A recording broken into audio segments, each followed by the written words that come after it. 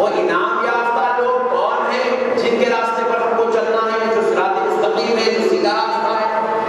تو بارگاہ الہی سے پھر ایک آواز، پھر ایک آیت کا نزول ہوتا ہے کہ معزز شاہدین کرام، اللہ رب العزت قرآن شریف میں ارشاد فرماتے ہیں وَمَن يُطِعِ اللَّهَ وَالرَّسُولَ فَأُولَٰئِكَ مَعَ الَّذِينَ أَنْعَمَ اللَّهُ عَلَيْهِم مِّنَ النَّبِيِّينَ وَالصِّدِّيقِينَ وَالشُّهَدَاءِ وَالصَّالِحِينَ۔ اللہ رب العزت نے قرآن شریف میں ارشاد فرما دیا، اور جو لوگ اطاعت کرتے ہیں اللہ اور اس کے رسول کی، بس وہی لوگوں کے ساتھ ہوں گے جن پر اللہ نے انعام فرمایا ہے، اور وہ انعام یافتہ لوگ صدیقین، نبیین ہیں، صدیقین ہیں، شہداء ہیں اور صالحین ہیں۔ اللہ رب العزت نے اپنے بندوں کو یہ بھی بتا دیا کہ میرے انعام یافتہ بندے کوئی اور نہیں۔ تم دنیا کے کسی بھی بڑے شہنشاہ کو دیکھ کر یہ نہ سمجھنا کہ اس پر اللہ نے اپنا خاص فضل فرما دیا، تم کسی رئیس کو دیکھ کر یہ نہ سمجھنا کہ اللہ نے اس پر اپنا خاص انعام فرما دیا، تم کسی زیادہ علم والے کو دیکھ کر یہ نہ سمجھنا اللہ نے اسے اپنی نعمت سے عطا کر دیا۔ کیونکہ آج دنیا میں آپ دیکھتے ہیں بڑے بڑے ڈاکٹرز ہیں، ایڈوکیٹس ہیں، انجینئرز ہیں، آپ ان کے دروازوں پر آپ دیکھیں اتنی بڑی بڑی ڈگریاں لگی ہوئی ہیں جس کا حاصل کرنا ہر انسان کے بس کی بات نہیں ہے۔ وہ چنندہ لوگ ہوتے ہیں جن پر خدا کا ایسا فضل ہوتا ہے، وہ بے شک فضل والے ضرور ہیں، ان پر بھی اللہ کا انعام ہے، لیکن یہاں جس انعام کی بات ہو رہی ہے وہ انعام خدا کو ملانے والے انعام کی بات ہو رہی ہے، بندے کو خدا سے جوڑنے والے انعام کی بات ہو رہی ہے۔ وہ جو انعام ڈاکٹرز انجینئرز پر ہوا ہے وہ بیماریوں میں شفا دینے کا انعام ہوا ہے، مصیبتوں سے دنیا والوں کو نکالنے کا انعام ہوا ہے، لیکن یہ جو انعام ہے زمین پر رہنے والے انسان کو لامکان میں رہنے والی ذات سے ملا دینے والے انعام کی بات ہو رہی ہے۔ تو معزز سامعین کرام، یہ انعام کی جب بات آئی، آپ ذرا غور کیجیے، اللہ رب العزت نے فرمایا ان انعام یافتہ بندوں کو تم دنیا میں ان کے بڑے بڑے عالیشان مقاموں سے نہ ڈھونڈنا، ان کی بڑی بڑی عالیشان عزت اور شہرت، نام و نمود کے جھنڈوں کی وجہ سے نہ ڈھونڈنا، بلکہ انعام یافتہ بندے وہ ہیں جن کو ہم نے خود بتا کے اپنے فضل سے ان کو نبوت دے کر دنیا میں مبعوث فرمایا ہے۔ جتنے انبیاء کرام ہیں وہ سارے کے سارے انعام یافتہ بندے ہیں۔ پھر اس کے بعد اللہ رب العزت نے فرمایا اگر تم انبیاء کے بعد والا زمانہ پالو، انبیاء میں سے کسی بھی نبی سے تمہاری ملاقات نہ ہو، تو اے میرے بندوں پریشان نہ ہونا، مسائل کو رنج و علم کا شکار نہ بننا، تم اپنی زندگی کو ناکام نہ سمجھنا۔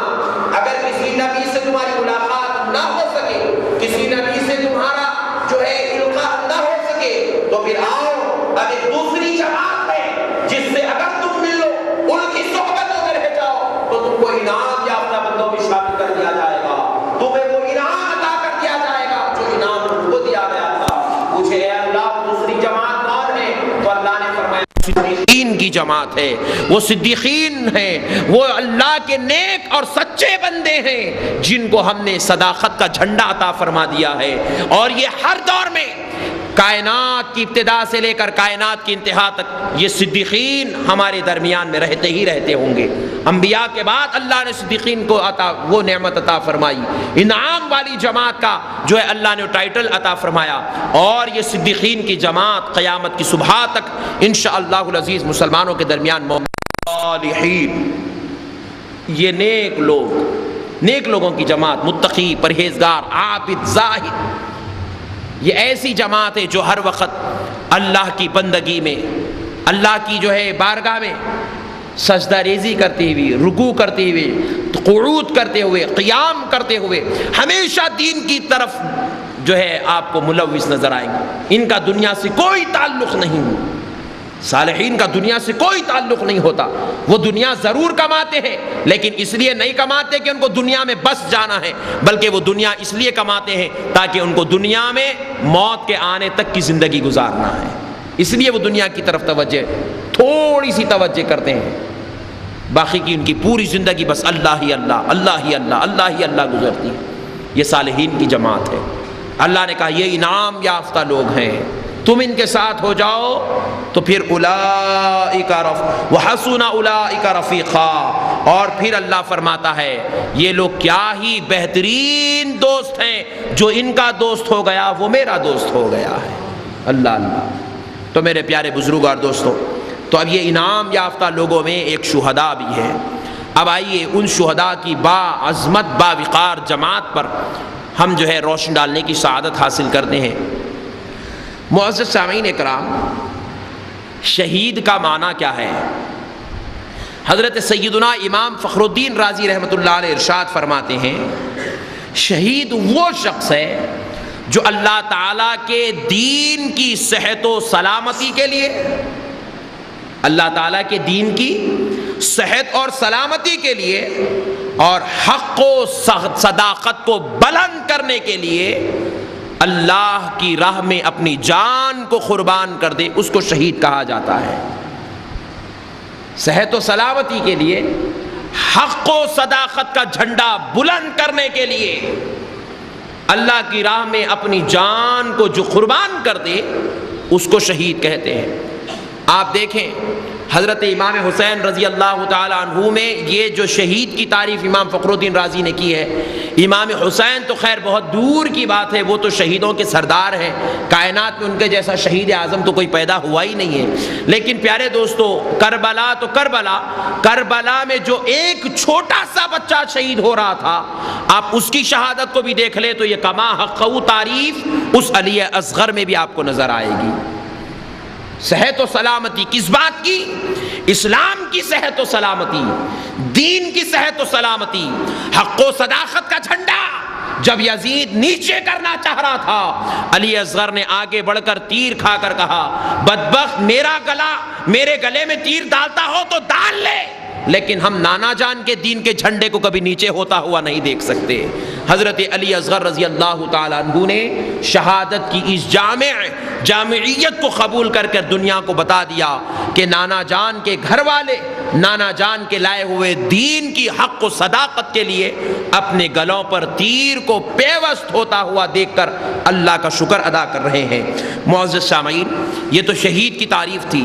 اب ذرا دیکھ لیں، بزرگان دین، صوفیاء کرام، علماء کرام فرماتے ہیں شہید کی دو قسمیں ہیں، شہید کی دو قسمیں ہیں۔ ایک ہوتا ہے شہادت سری اور ایک ہوتی ہے شہادت جہری۔ شہادت کی دو قسمیں، ایک شہادت سری اور ایک شہادت جہری۔ تو معزز سامعین کرام، اب یہ شہادت سری اور جہری کیا ہے؟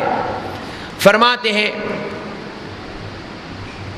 کہ شہادت سری ایسی شہادت جو بغیر اعلان کے ہو گئی ہو، چھپی ہوئی خفیہ انداز میں، جیسے مثلا کسی کو زہر دے دیا جائے راستہ چلتے چلتے ایکسیڈنٹ کے ذریعے سے، کیونکہ پہلے سے تو کوئی اس کا اعلان نہیں تھا کہ میں اسے قتل کر دوں گا، بغیر کسی اعلان کے اتفاقی طور پر یہ حادثہ ہو گیا کہ وہ بیچارہ راستہ چلتے چلتے اپنے سیدھے راستے پر تھا، ایکسیڈنٹ کی وجہ سے اس کی موت ہو گئی، پیٹ کے شدید درد کی وجہ سے کسی کی موت ہو جائے، حاملہ خاتون کی بوقت حمل ضائع ہو کر اس کی جو ہے انتقال ہو جائے، تو پھر معزز سامعین اکرام ایسی شہادت کو شہادت سری کہتے ہیں۔ یہ چھوٹے درجے کی شہادت ہے، اور جو اعلیٰ و افضل درجے کی شہادت ہے، اللہ کے دین کو بچانے کے خاطر یا اللہ تعالیٰ کی شریعت کو بچانے کے خاطر اللہ کا بندہ اللہ کی راہ میں قربان دے جائے، شہادت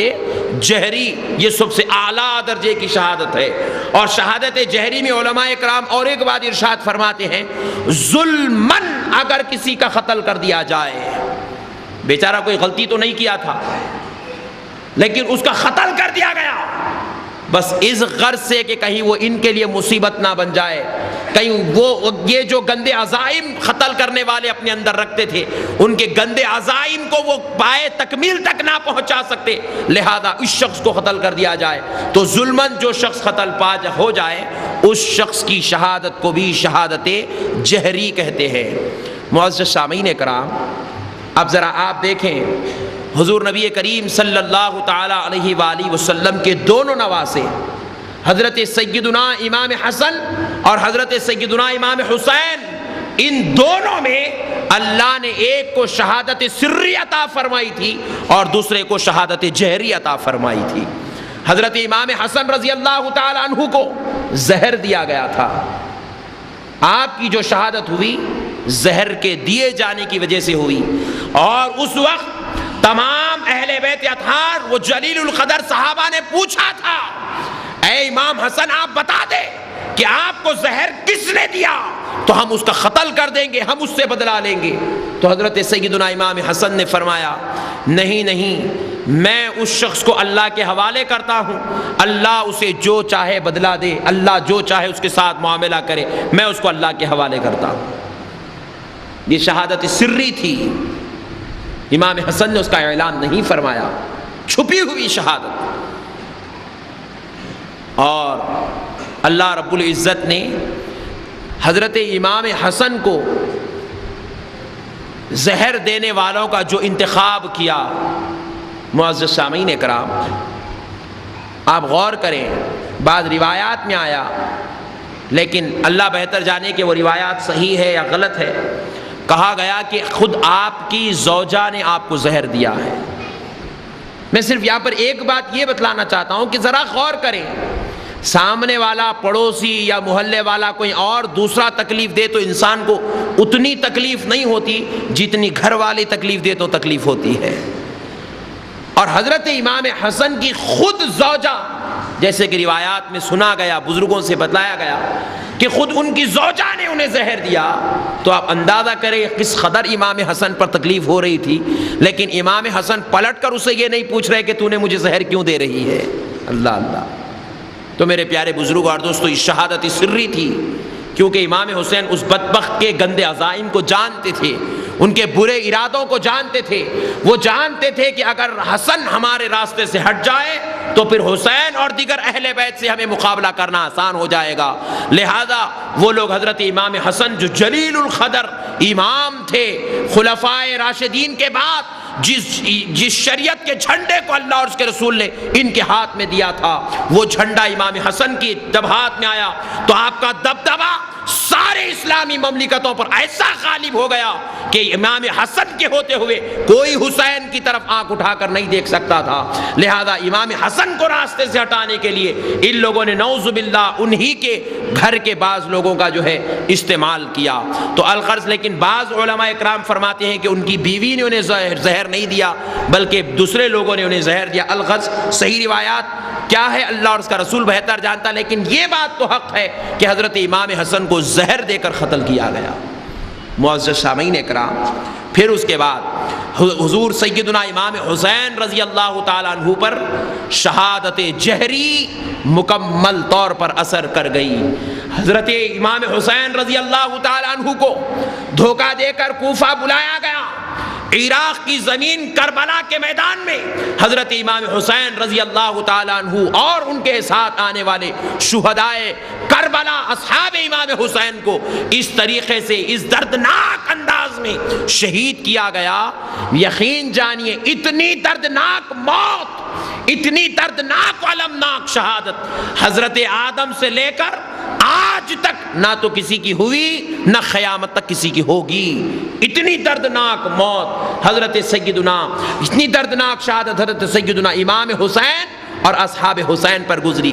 انشاءاللہ وہ روایات بھی ہم آپ کو سنائیں گے تاکہ آپ کو اندازہ ہو جائے گا کہ کس خطرناک مرحلوں سے امام حسین رضی اللہ تعالیٰ عنہ کربلا کے میدان میں گزر رہے تھے۔ مگر معزز سامعین کرام، یہ شہادت جہری جب ظہور پذیر ہوئی تو ایک بات یاد رکھ لیں، حضرت امام حسین شہید ہونے والے ہیں۔ آپ نے کئی روایات سنی، ایک مرتبہ حضور اپنے ایک بیٹے اور نواسے کو گود میں رکھے ہوئے ہیں اور حضرت جبرائیل امین آئے، اللہ فرماتا ہے کہ آپ ایک بیٹے کو دے دیں اور ایک بیٹے کو رکھ لیں، تو حضور نے حضرت ابراہیم کو دے دیا اور حضرت حسین کو رکھ لیا۔ پوچھا کہ ان کی وفات ہوگی اور آپ جس کو رکھ لیں گے وہ کربلا کے میدان میں شہید ہوگا۔ تو پتہ کیا چلا، بچپن ہی سے اس بات کی طرف خبر دی جا رہی تھی کہ امام حسین شہید ہوں گے، کربلا کے میدان میں امام حسین شہید ہوں گے۔ یہی نہیں، خود نبی مکرم رحمت عالم نور مجسم صلی اللہ تعالی علیہ وآلہ وسلم آقا نامدار مدنی تاجدار دونوں عالم کے مختار سید الابرار صلی اللہ تعالی علیہ وآلہ وسلم نے حضرت امام حسین رضی اللہ تعالیٰ عنہ کی شہادت کے تعلق سے ایک مرتبہ آقا نامدار مدنی تاجدار علیہ السلام آرام فرما رہے تھے. حضرت ام سلمہ نے اس حدیث کو روایت کیا. فرماتی ہے کہ آقا علیہ السلام آرام فرما رہے تھے کہ نبی کریم صلی اللہ تعالی علیہ وسلم کروٹ لیے اور پھر اس کے بعد اچانک اٹھ کر آقا علیہ السلام اپنے بستر پر بیٹھ گئے. حضرت ام سلمہ فرماتی ہے میں نے دیکھا آقا علیہ السلام کو کہ آقا نامدار مدنی تاجدار کے سینے اقدس پر اور چہرے انور پر جو ہے ایک کیفیت طاری تھی کہ آقا علیہ السلام پر ایسا وقت آ گیا تھا کہ حضور کو میں نے اس سے پہلے ایسی حالت میں کبھی نہیں دیکھا تھا.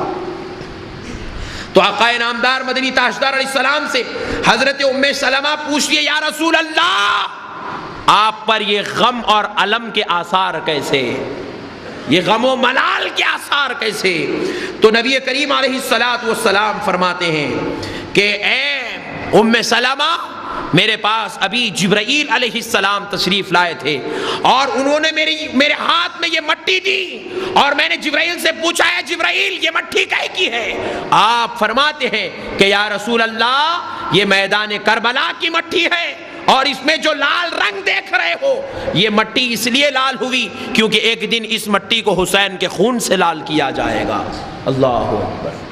آپ کے بیٹے حسین کے خون سے ایک دن اس مٹی کو لال کیا جائے گا اور اس وقت آپ کا بیٹا عراق کی دھرتی پر کربلا کے میدان میں شہید کیا جائے گا. پہلے سے ہی حضور پاک علیہ السلام کو خبر تھی اور آقا علیہ السلام کا علم غیب ہے. حضور نبی کریم علیہ السلام نے خود جو ہے بیان کیا. اب ذرا ایک اور روایت آپ سماعت فرما لیں. ایک مرتبہ حضرت ازبق رضی اللہ تعالیٰ عنہ بیان کرتے ہیں کہ حضرت علی رضی اللہ تعالیٰ عنہ جنگ صفین سے واپس ہو رہے تھے. تو حضرت علی رضی اللہ تعالیٰ عنہ عراق سے جب واپس ہو رہے تو کربلا کے میدان پر حضرت علی پہنچے. اپنے زمانے میں میدان کربلا پر پہنچے تو حضرت علی رضی اللہ تعالیٰ عنہ اس جگہ کھڑے ہو گئے کربلا میں جہاں حضرت حسین کی مزار بنائی جانے والی تھی.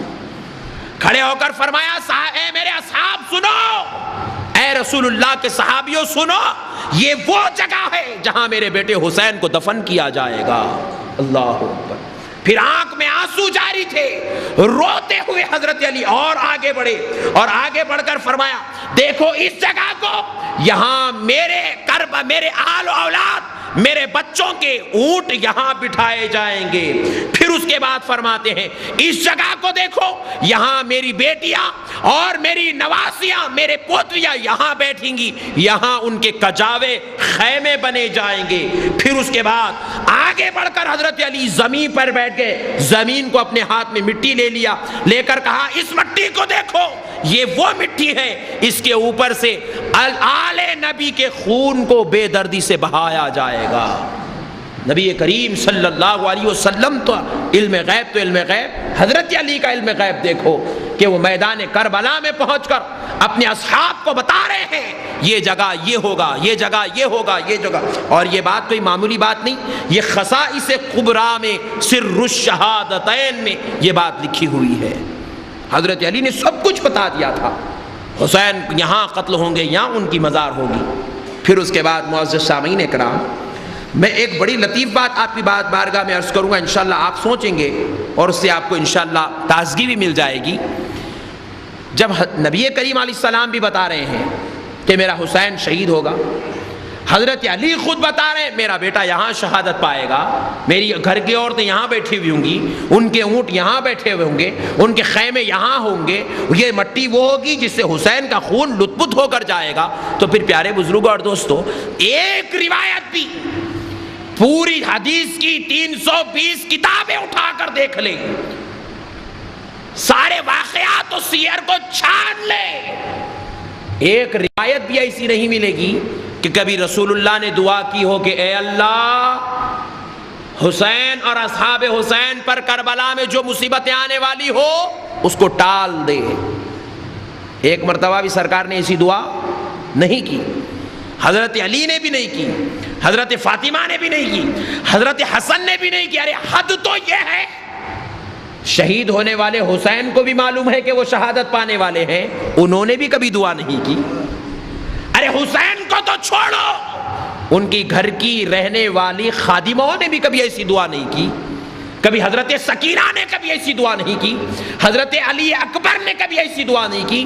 ارے حد تو یہ ہے، چھوٹا بھائی قتل ہو رہا ہے، ادھر زین العابدین خیمے میں بیٹھ کے بھی دعا نہیں کر رہے، اے اللہ اب تو بھی کم از کم یہ بلاؤں کو ٹال دے، اب تو مصیبتوں کو دور کر دے. کسی نے بھی ایسی دعا، بڑی جامع بات آپ سے عرض کر رہا ہوں، ایسی دعا ہوئی نہیں. کیوں نہیں ہوئی؟ غور کیجئے، اس میں یزیدی لوگوں کا جواب ہے. ایسی دعا کیوں نہیں ہوئی؟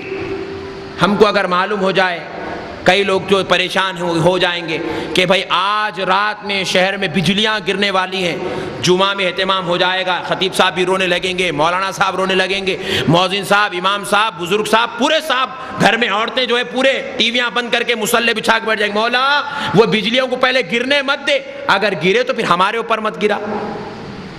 ایسی دعائیں کریں گے.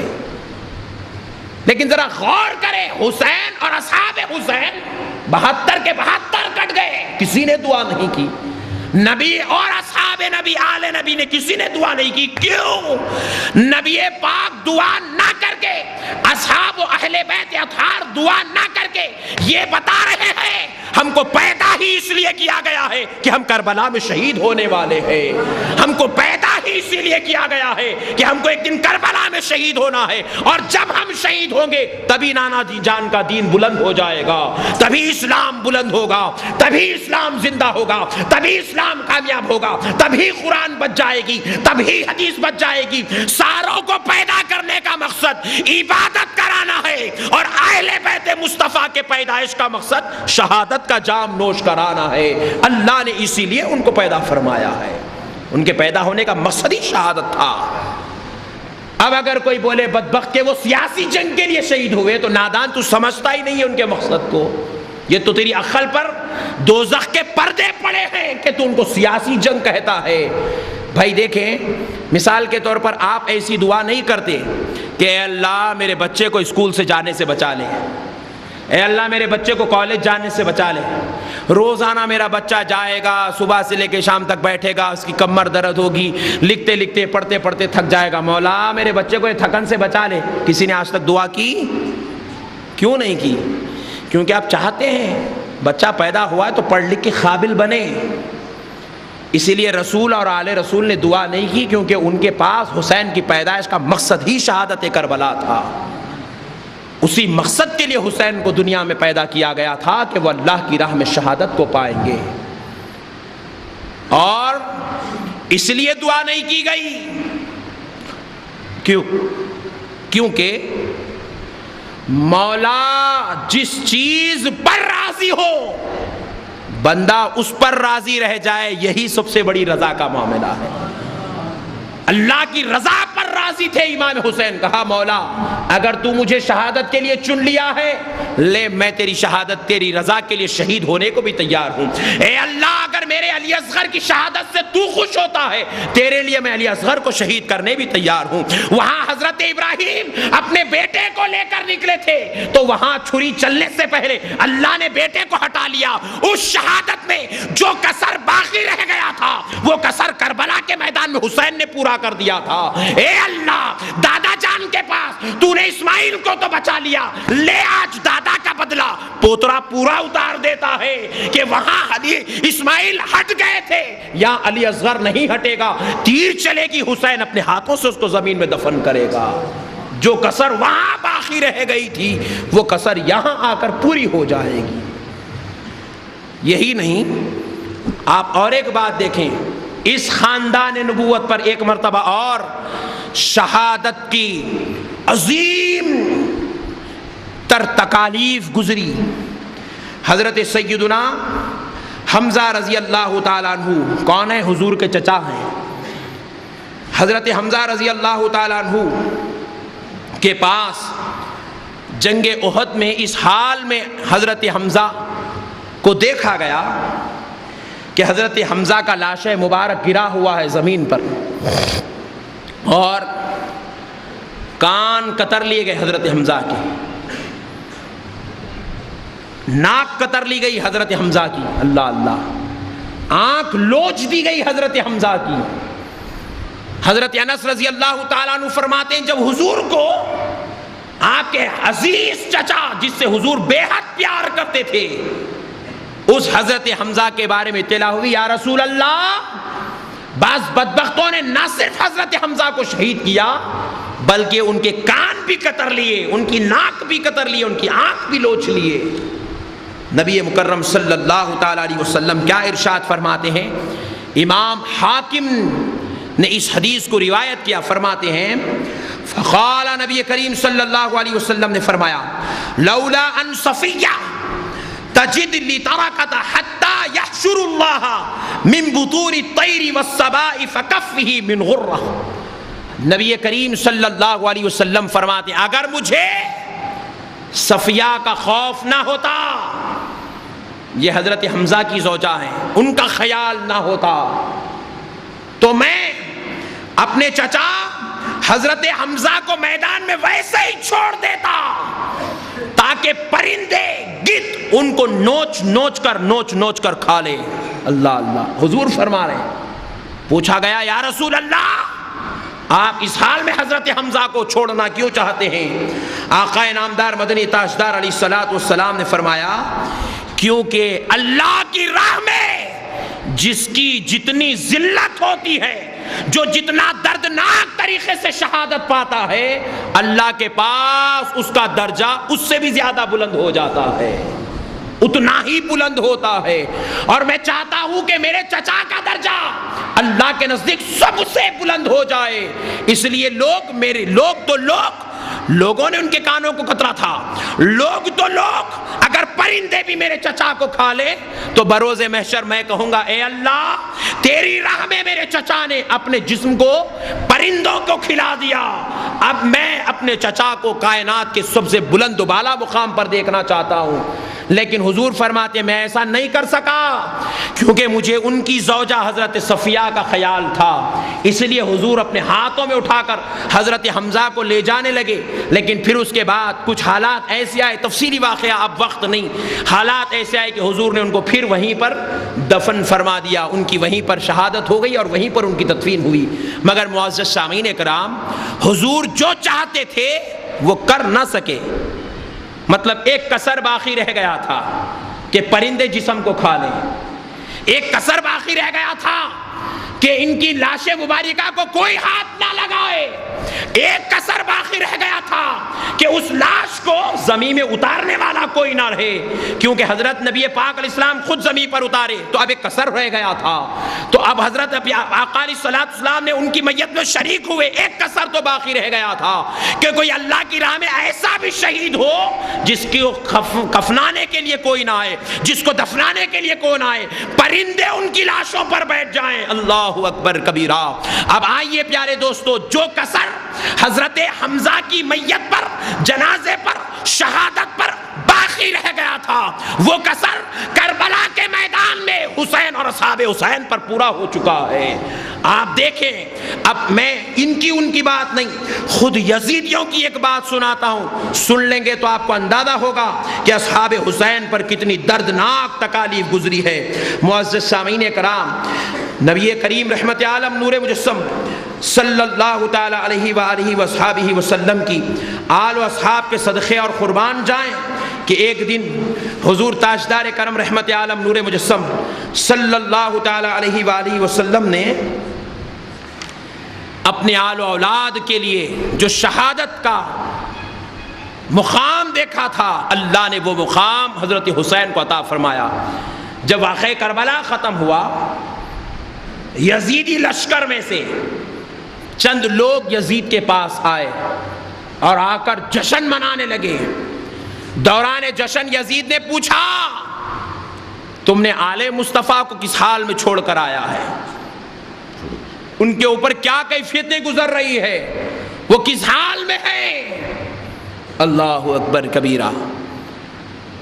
تو یزیدی جو لشکر جشن منا رہا تھا، یزید کے پوچھنے پر وہ لوگ جواب دیتے ہیں، آپ غور سے سنیں، جواب دیتے ہیں فیہا فی حیتک اجساد مجردہ، ہم نے ان کے اجساد کو اس حال میں کربلا میں چھوڑا کہ ان کے جسموں پر ایک کپڑا بھی نہیں ہے۔ اللہ اللہ، وہ برہنہ پڑے ہوئے ہیں۔ کون؟ آل مصطفیٰ۔ پھر اس کے بعد کہتا ہے ہم نے ان کے کپڑوں کو خون میں لت پت دیکھا، کہ کپڑا ہے یا خون کا لدھڑا ہے سمجھ میں نہیں آتا، ہم نے اس حال میں ان کو چھوڑا۔ پھر آگے کہتا ہے ان کے رخسار خاک آلود ہیں، یعنی کہ خون اتنا نکلا کہ جب وہ زمین پر گرے تو ان کو کنکر، مٹی اور دھول ان کے جسم چہروں پر لگ گئی کہ کوئی ان کا چہرہ بھی نہیں پہچان سکتا، ان کے چہرے اتنے جو ہے خاک آلود ہو چکے ہیں۔ کس کے؟ حسین اور اصحاب حسین، شہدائے کربلا کے۔ کون کہہ رہا ہے؟ یزیدی لشکر کہہ رہا ہے۔ پھر اس کے بعد کہتے ہیں اور دھوپ اتنی کڑک ہے کربلا میں کہ ان کے جسموں کو پگھلا رہی ہے، وہ جسموں کی دھوپ کی تپش ان کے جسموں کو ریزہ ریزہ کر رہی ہے، پگھلا کر خطرے خطرے کر کر زمین پر ڈال رہی ہے۔ پھر اس کے بعد کہتے ہیں ہوائیں اتنی تیز ہے کہ بارود اڑ کر آتا ہے، ہواؤں کی گندی گرد اڑ کر آ رہی ہے زمین کی، اور آ کر ان کے جسموں کو زمین میں خاک آلود کر رہی ہے، ساری زمین جو ہے ان کو پریشان کر کے رکھی ہوئی ہے، یعنی کہ دھول ان کے اوپر اتنی زیادہ ہے۔ اور پھر آخر میں ایک بات یزیدی لشکر کہتا ہے وَزَوَارِهِمْ الاخبات والزخم بقائی سببی، جو بات حضرت پاک علیہ السلام نے حضرت حمزہ کے وقت کہی تھی کہ ان کے جسم کو جو ہے پرندے کھا لے، اب یزید کا لشکر وہی کہہ رہا ہے ہم نے ان کو اس حال میں چھوڑا، مردار جانور ان کے جسموں کو کھا رہے ہیں۔ اللہ اکبر۔ تو آقا نامدار نے بشارت دے دی تھی جو اللہ کی راہ میں جتنی ذلت اٹھائے گا، جتنی تکلیف اٹھائے گا، جتنی مصیبت اٹھائے گا، وہ بروز محشر اتنے ہی بلند و بالا مقام پر ہوگا، وہ اللہ کے نزدیک اتنا ہی افضل و اعلیٰ ہوگا۔ تو آقا علیہ السلام نے بتا دیا وہاں اسماعیل بچ گئے تھے، یہاں حمزہ بچ گئے تھے، لیکن میدان کربلا میں دیکھو میرا حسین ساروں کا حق ادا کر رہا ہے، ساروں کی شہادت کا جواب دے رہا ہے۔ جو شہادتیں رک گئی تھی وہ حسین پر آ کر پوری ہو چکی ہے۔ اتنی افضل و اعلیٰ شہادت، ایسی شہادت نہ کائنات میں ہوئی نہ قیامت تک پھر کبھی ہوگی جیسی شہادت امام حسین اور اصحاب حسین کی ہوئی ہے۔ معزز سامعین کرام، یہ وہ باتیں ہیں جسے سننے کے بعد ہمارے پاس امام حسین کی عظمت اور ان کے مقام کی اہمیت معلوم پتہ چلتی ہے کہ معزز سامعین کرام، حضرت نبی کریم صلی اللہ علیہ وسلم نے کہا تھا کہ میں حمزہ کے لاش مبارکہ کو اسی طرح میدان میں چھوڑ دیتا۔ یزیدی لشکر کہہ رہا ہے ہم نے حسین اور اصحاب حسین کو کربلا میں چٹیل میدانوں میں چھوڑ دیا ہے، کوئی ان کا پرسان حال نہیں ہے، کوئی انہیں دفن کرنے والا نہیں ہے، کوئی ان کے اوپر رونے والا نہیں ہے، کوئی ان کے لاش مبارکہ کو خبروں میں اتارنے والا نہیں ہے۔ روایات میں آیا 7 دن تک حسین کی لاش کربلا میں پڑی رہی، کسی نے دفن نہیں کیا تھا۔ اللہ اللہ، 7 دن تک۔ بعض روایات میں 30 دن تک حسین کی لاش کربلا میں پڑی رہی، کسی نے دفن نہیں کیا تھا۔ 30 دن تک حسین کی لاش۔ اللہ اللہ۔ بعض روایات میں 3 دن حضرت امام حسین کو ان کے چاہنے والوں نے دفن فرمایا۔ روایات میں اختلاف ہے، لیکن اندازہ کیا ہو رہا ہے؟ حضور نے فرمایا تھا جو اللہ کی راہ میں جتنی تکلیف اٹھائے گا وہ اتنے ہی بلند و بالا درجے کا مالک ہوگا۔ سارے انبیاء میں دیکھ لیں ایسی شہادت کسی کی نہیں ہوئی، سارے صحابہ میں دیکھ لیں ایسی شہادت کسی کی نہیں ہوئی۔ ہر کوئی شہید ہوتا ہے تو پھر کوئی انہیں گلے لگا کر رونے والا بھی تو موجود تھا، ہر کوئی شہید ہوتا ہے پھر انہیں خبر میں اتارنے والا تو موجود تھا، ہر کوئی شہید ہوتا ہے تو ان کا جنازہ لے جانے والے تو موجود تھے، ہر کوئی شہید ہوتا ہے تو ان کے گھر والوں کو سنبھالنے کے لیے تو کوئی موجود تھا۔ لیکن یاد دیکھو نہ کوئی ڈولا اٹھانے والا موجود ہے، نہ کوئی کفن پہنانے والا موجود ہے، نہ کوئی دفنانے والا موجود ہے، نہ کوئی رونے والا موجود موجود ہے. ارے حد تو یہ ہے سکینہ رو رہی ہے, سنبھال کر گلے لگانے والا بھی تو کوئی موجود نہ تھا. اتنا دردناک واقعہ کربلا میں گزر رہا تھا. زینب رو رہی تھی تو زینب کو سنبھالنے والا کوئی نہیں تھا. ام کلثوم رو رہی تھی, ان کو سنبھالنے والا کوئی نہیں تھا. بیمار زین العابدین بیمار پڑے تھے, کوئی آ کر پرسا دینے والا بھی تو وہاں پر موجود نہ تھا. اللہ اللہ, ایسی دردناک شہادت کائنات میں نہ ہوئی نہ قیامت تک ہوگی. معزز سامعین کرام, اللہ رب العزت کے حبیب علیہ السلام نے فرمایا جو جتنا تکلیف اٹھائے گا وہ اتنے بلند و بالا مقام پر ہوگا. حضرت حسین نے ساری تکلیف اٹھا دی, اٹھا کر دنیا والوں کو بتا دیا, دنیا والوں ہم جو ہے اللہ اور اس کے رسول کی رضا کے لیے شہید ہو رہے ہیں. تم ہماری شہادتوں کا جب کبھی بھی ذکر کرو گے تو اللہ رب العزت تم کو اپنے فضل اور اپنے کرم میں جگہ عطا فرمائے گا. معزز سامعین کرام, ایک اور بات آپ کی خدمت میں عرض کر دوں تاکہ آپ کو اور ہم کو معلوم ہو جائے کہ کس طریقے سے حضرت سیدنا امام حسین اور ان کے اصحاب کو تکلیف دی گئی. 72 لوگ میدان کربلا میں تھے, سوائے زین العابدین کے 72 مرد حضرات کربلا میں شہید ہوئے. ایک آدمی سے تکلیف تھی, اس کے جسم کو سر سے جدا کیا جاتا تو مناسب تھا, لیکن آپ اندازہ کیجئے تاریخ جب آپ ہم پڑھیں گے تو پتہ چلتا ہے یزیدی لشکر, ابن سعد نام کا ایک یزیدی تھا, یزید کے قافلے والا, اس نے اپنے لوگوں کی, جو یزیدی لوگ اس کے اندر مارے گئے تھے, نارے جہنم کے حقدار ہوئے تھے, ان بدبختوں کی نماز جنازہ پڑھائی. کون؟ یزید کی حکومت کا گورنر ابن سعد. یزید کی طرف سے جو لوگ لڑنے آئے تھے, جو لوگ قتل کر دیے گئے, جو جہنم کے حقدار ہوئے, ان کی نماز جنازہ پڑھا اور ان کو خبروں میں گاڑ دیا. لیکن جب حضرت امام اور ان کے اصحاب کی طرف, ان کے رفقا کی طرف آیا تو کہا کہ ان کی نماز جنازہ نہ پڑھاؤ. اللہ اکبر. آل مصطفیٰ کے ساتھ ذرا سوچئے, ایک طرف رسول اللہ, دوسری طرف حسین ہے, نماز جنازہ تک نہیں پڑھائی گئی. پھر کہا نماز جنازہ پڑھانا تو دور ہے, ہمیں یزید کو خوش کرنا ہے, اور یزید کو خوش کرنے کے لیے میں تمہیں اجازت دیتا ہوں. ابن سعد کہہ رہا ہے یزیدی, میں تمہیں اجازت دیتا ہوں کہ یزید اس وقت ہم سے بہت زیادہ خوش ہوگا جب ہم ان کے سروں کو لے جا کر یزید کے سامنے پیش کر دیں گے. اللہ اللہ. کہا جتنوں کے سر جسم سے الگ ہو گئے ہیں تلواروں پر اٹھا لو, اور اگر کسی کا سر تن سے جدا نہیں ہوا تو تلواروں سے ان کے سروں کو الگ کر کے تلواروں پر اٹھا لیا جائے. اللہ اللہ. جب یزید کے پاس یزیدی لشکر پہنچا تو پیارے دوستو, شرم آنی چاہیے ان لوگوں کو جو یزید کو رضی اللہ تعالیٰ عنہ اور رحمت اللہ علیہ کہتے ہیں. بدبختو, تم نے داستان حرم پڑھی نہیں ہے, تمہارے دلوں میں ایمان نہیں, تم مردے ہو جو یزید کو رضی اللہ تعالیٰ عنہ کہتے ہو. نعوذ باللہ. تمہارا تو ایمان نہ صرف مرا, تم نے تو اپنے ایمان کو بے حیا عورتوں کے پاس بیچ دیا ہے, تبھی تو تم ایسی باتیں کہتے ہو.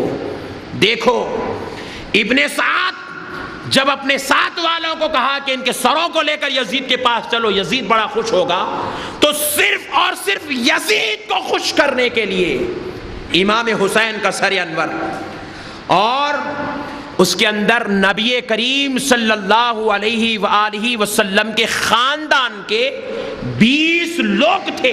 72 لوگوں میں جن کا تعلق حضور سے چچا کے بیٹے, حضور کے چچیرے بھائی کے بیٹے, حضور کی آل کے, امام حسن کے بیٹے, امام حسین کے بیٹے, ان کے بیٹے, ایسے 20 لوگ تھے 72 میں جن کا تعلق حضور سے تھا. ابن سعد نے کہا سب کے سر تم لے لو, خاندان مصطفیٰ کے جتنے لوگ ہیں ان کے سر مجھے دے دو. اللہ اللہ. کیونکہ یزید سب سے زیادہ اس وقت خوش ہوگا جب وہ خاندان نبوت والوں کے سروں کو دیکھے گا. خود تلوار میں امام حسین کا سر انور لے لیا اور اپنے 20 چیلوں سے کہہ کر 20 سروں کو تلواروں پر لے لیا. یہ جا رہا ہے قافلہ یزید کے پاس، شہدائے کربلا کا. تن رہ گئے کربلا میں، سروں کو لے جایا گیا. 20 سر ابن سعد کے لوگوں نے لے لیا. پھر اس کے بعد کہتے 13 سر بنو کندہ کے پاس تھے، ان لوگوں نے لے لیا تھا. اور سردار خیس کے پاس اس نے 20 سر اپنے ساتھ لے گئے تھے. پھر اس کے بعد 12 سر جو ہے بنو اسد کے لوگوں نے لے گیا تھا. اسی طریقے سے کر کے 4 بڑے قافلوں پر 20 20 20 اور 12 یہ لوگ اپنے اپنے ساتھ سروں کو لے گئے. 72 سر یزید کے پاس لے جا کر جو ہے نعوذ باللہ رکھا گیا. روایات میں آتا ہے جب امام حسین کا سر یزید کے سامنے رکھا گیا، یزید کے ہاتھ میں ایک چھڑی تھی، یزید امام حسین کے گالوں پر مار رہا تھا. اللہ اللہ. اور مارتے مارتے کہہ رہا تھا حسین مجھے اپنا امیر المومنین نہیں تصور کرے گا، نہیں تسلیم کرے گا، نہیں قبول کرے گا، ایسی باتیں کہہ رہا تھا. معزز سامعین اکرام، ایسا ان کو لے جایا گیا. ان کے سروں کو جسموں سے الگ کر کے تن الگ سر الگ کر دیا گیا. اب ذرا انتہا تو یہ دیکھیں، حد تو یہ کر دی گئی جو خاندان نبوت کی بیٹیوں کو کسی نے آج تک آنکھ اٹھا کر نہیں دیکھا تھا، جن کے گھر جبرائیل امی بھی آتے تو اجازت لے کر آیا کرتے تھے. آقا حضرت فاطمہ سے فرماتے بیٹی فاطمہ اندر جاؤ جبرائیل امین آ رہے ہیں. فرشتے جس گھر کی بیٹیوں سے حیا کرتے تھے اس گھر کی بیٹیوں کو یزید نعوذ باللہ بغیر پردے کے ہاتھوں میں بیڑیاں باندھ کر اور ان کے پیروں میں بیڑیاں باندھ کر ان کو کربلا سے مدینے کی طرف یا اپنے دربار کی طرف بھیجایا جا رہا تھا. ہر کوئی راستہ چلنے والا ان بیٹیوں کے رخ زیبا کو دیکھ رہا تھا. کتنا بڑا المناک دردناک واقعہ ہے. شہادت پر سب کچھ ہو جاتا تو شہادت کے بعد بھی اتنی تکلیف دی گئی. میرے پیارے بزرگ اور دوستو، اللہ کا واسطہ کبھی یہ بدبختوں اور بیہودہ لوگوں کی باتوں میں آ کر آپ اپنے ایمان کو خراب نہ کرنا. یزید اور یزیدیوں کی نعوذ باللہ باتوں کو ہرگز نہ سننا. کوئی اگر نعوذ باللہ امام حسین کی شان میں رائے برابر کی بھی گستاخی کر دے، اگر وہ ہمارا باپ بھی ہو تو اس سے رشتہ توڑ لینا، کیونکہ جو حسین کا نہیں وہ کائنات میں کسی کا نہیں ہو سکتا. اگر یزید کی تعریف کوئی کر دے، چاہے پیدا کرنے والی ماں، دودھ پلانے والی ماں بھی ہو، تو اس سے قطع تعلق کر لینا، یہ ایمان کی علامت ہے. جو یزیدی ہو گیا وہ جہنمی ہو گیا، جو حسین اور آل حسین کا ہو گیا وہ اللہ کی جنت کا حقدار ہو گیا. اب حسین کی تائید اور یزید کی تائید کا جو معاملہ ہے، یہ کسی جو ہے نعوذ باللہ انسان کی تائید کی بات نہیں، یہ ایمان اور غیر ایمان کی تائید کا معاملہ ہے. جو حسین کی تائید کر گیا وہ ایمان والا ہو گیا، اور جو یزید کا ساتھی ہو گیا وہ جہنم کا حقدار ہو گیا. اس لیے معزز سامعین کرام یاد رکھیں، اس دھرتی پر حسین جیسی شہادت نہ تو کسی کو نصیب ہوئی، نہ قیامت تک کسی کو نصیب ہوگی. اللہ رب العزت سے دعا کرتے ہیں، اے اللہ تجھے تیرے پیارے مصطفیٰ کا واسطہ مولا ہمیں کربلا والوں کا صدقہ نصیب فرما دے. اے اللہ حسین اور اصحاب حسین کی شجاعت و بہادری کا صدقہ ہم کو عطا فرما. اے اللہ ان کے جسموں پر، ان کی جانوں پر، ان کے جسموں پر جو تکالیف، جو اذیتیں ہوئی ہے مولا، ان تکالیف اور ان اذیتوں سے میرے مولا تو اس کائنات کو رحمت سے مالا مال فرما دے. اے اللہ ہم کو اپنے امام حسین رضی اللہ تعالیٰ عنہ کے نالین پاک کا صدقہ عطا فرما دے. وما علینا الا البلاغ برحمتک یا ارحم الراحمین. ایک ضروری